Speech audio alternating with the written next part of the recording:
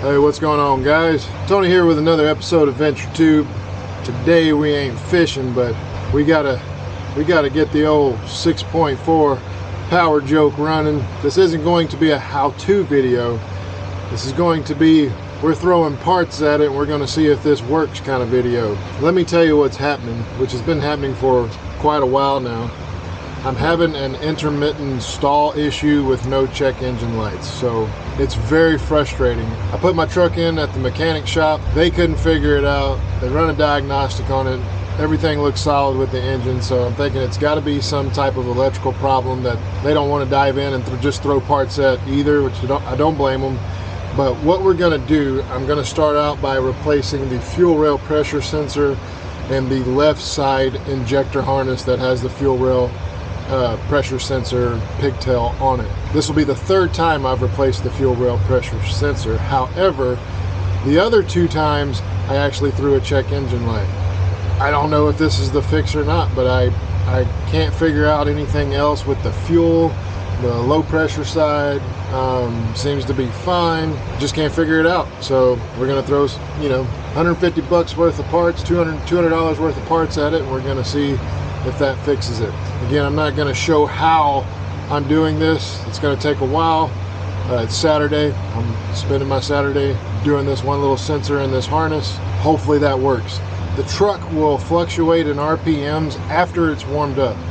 When I'm first starting the truck at idle, it runs perfect. But after the truck seems to get warmed up, that's when it really starts to jump in the RPM range, and sometimes completely stalling at a red light.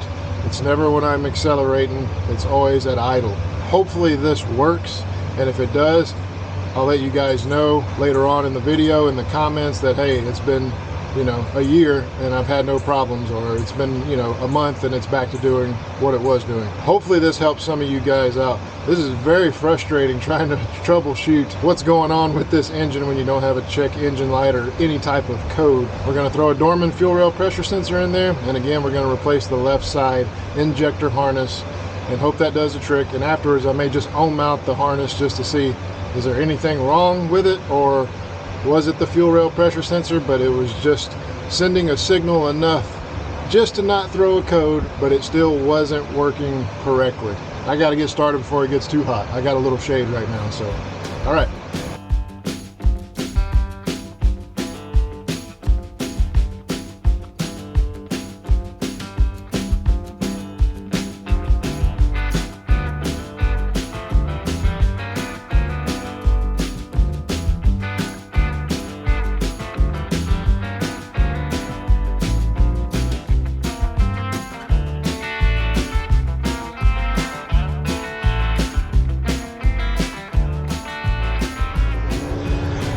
Well, it's been about 45 minutes.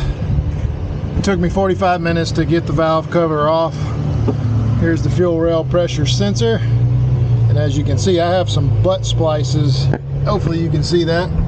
Some butt splices going to the pigtail for the fuel rail pressure sensor, because the very first time I removed this sensor, the pigtail cracked and I didn't want to replace the whole harness. So I ended up finding a plug and just butt connecting it right here. So I'm hoping maybe that's part of the problem. I mean, my connections look good. Again, I'm going to try to ohm it out once I get everything out. But yeah, now we're just at a matter of pulling the plug off, pulling the sensor off, and then disconnecting each injector and replacing the wire loom for the injectors. So I'm going to start that process and go from there. Okay guys, the harness is out. The fuel rail pressure sensor is out. The worst part about that was actually removing the injector pigtails without having that special tool. I think Ford makes a special tool. You don't need it really. A pick tool would be fine. I didn't have a pick tool. I just took an Allen wrench at a right angle, a little small Allen wrench, and pushed down in the center of the pigtail, the disconnect part, and then pulled back.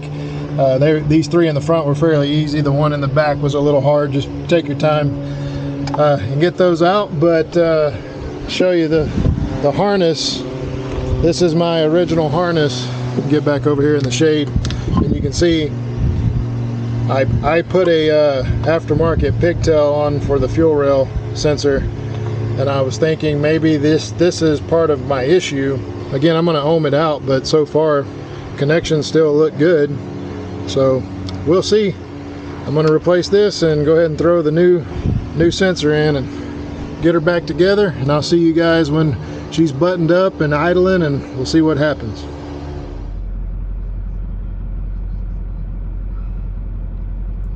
Guys, she is purring like a kitten again. She's at operating temperature. Typically right now I would be getting anywhere from 200 to 300 RPM fluctuations just jumping. Sometimes it would be perfectly smooth and then just completely stall out on me. So I think this worked. She looks good. All right guys, it's the following day. I finished getting the fuel rail pressure sensor and the harness replaced. I've driven the truck maybe about 60 miles now, and it seems to have cleared the issue of the idling up. The engine did not stall on me.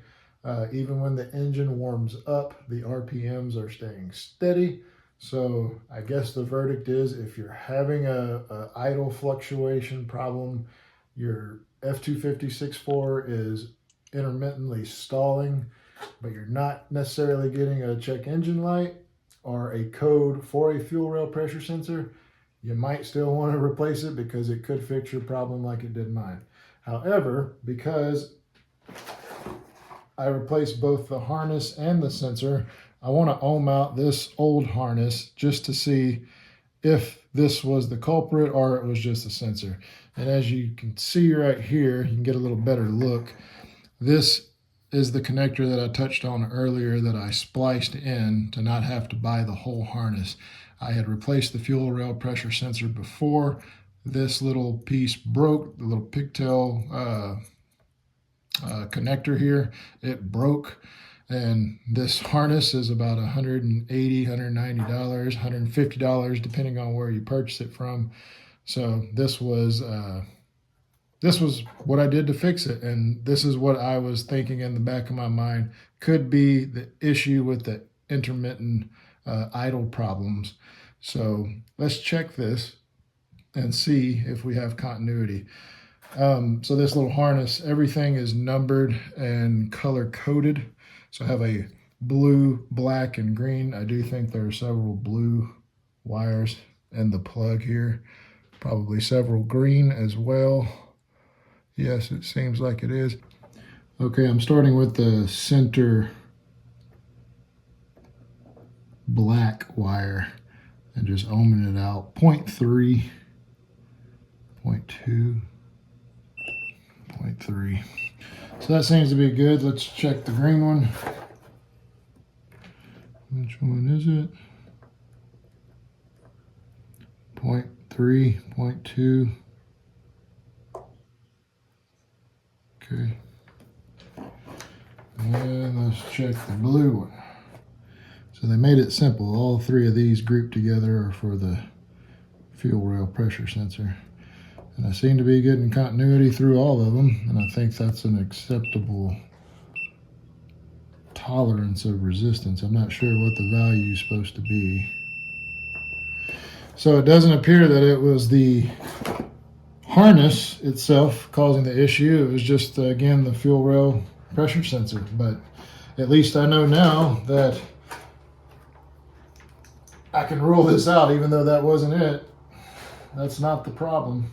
It held up good. So you guys, if you do have a broken plug for your fuel rail pressure sensor, if you use the heat shrink butt connectors, that will work and would have continued to work. It was just the fuel rail pressure sensor. That seems to be checking out. So, I mean, kind of a waste of money, I guess, but it does rule this out ever failing. Don't think it would. It's been like this probably for 2 years now. So hope this helps you out, guys. If you own a 6.4 that is spitting and sputtering like mine was, but it was only doing it intermittently, and maybe you've already changed the fuel rail pressure sensor, maybe you need to change it again for whatever reason. I've owned this truck for maybe 3 or 4 years, and this is my third oh, excuse me, this is my, third fuel rail pressure sensor that I replaced. The first one, I don't remember the brand, but it was garbage. The next two I've used have been Dorman brand. And if this doesn't last long, I'm probably going to try something different because it is a job getting to it. I've gotten quicker over the years at doing it because I've done it several times. I did break a valve cover bolt off and was blessed to be able to extract the broken bolt out, which I was really lucky. The only bolt that broke was also the only bolt where I could have got a drill in to drill it out. So just take your time, don't over torque anything, especially your valve cover bolts. It was an ignorant mistake by myself, but yeah, those fuel rail pressure sensors, man, they go a long way on making your truck run like it's supposed to. Even when you think, hey, I'm not throwing a code, change them out and maybe that'll help you out. If this video helped you out, guys, make sure to hit the like button, and yeah, y'all guys take care. Come on.